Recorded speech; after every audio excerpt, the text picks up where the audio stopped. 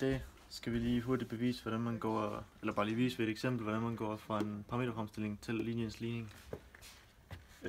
Og omvendt den anden vej også. Vi starter med et eksempel her, hvor vi har en parameterfremstilling, og vi har vores P0, som er et punkt på linjen, og så har vi vores retningsvektor, som er linjens retning. Når vi så skal gå til linjens ligning fra parameterfremstillingen, så skal vi finde en normalvektor til den her linje.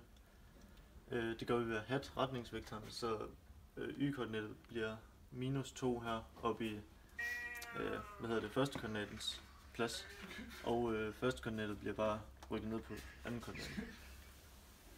Og hvis vi tager et vilkårligt punkt på, altså gætter på en x-værdi, og så finder en y-værdi for den x-værdi, så kan vi finde et punkt på linjen.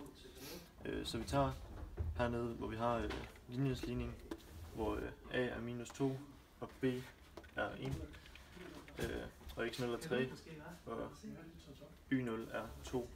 Så siger vi så, at x-værdien skal være 0. Så det sætter vi ind, og der får vi så det her. Og vi vil gerne finde y, så vi isolerer y og finder, at den er -4. Så hvis vi skal gå fra linjens ligning igen over til en parameterfremstilling, så skal vi finde en retningsvektor igen. Det gør vi simpelthen bare ved at have normalvektoren igen. Så et-tallet bliver -1, og -2 bliver bare rykket ned på y-koordinatets plads.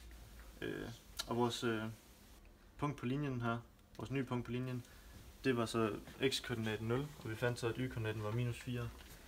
Og det sætter vi så bare ind i parameterfremstillingen her.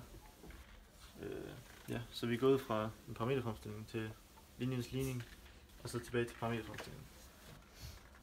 Og lige lidt om hældningen på dem der, for bare lige at se, om det er den samme linje der.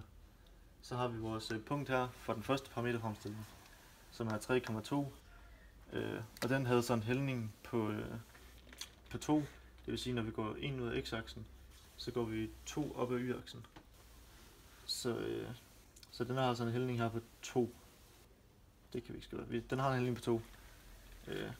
Og den der linje der, den går så igennem det der punkt også. Og bare lige for at vise, at hældningen den er den samme. Så i den anden parameterfremstilling, der var fortegnene bare ændret til -1 og -2. Og det stemmer jo meget godt overens med, hvis vi går 1 tilbage på x-aksen og 2 ned ad y-aksen, så giver det også samme hældning som den anden der. Så det er godt nok.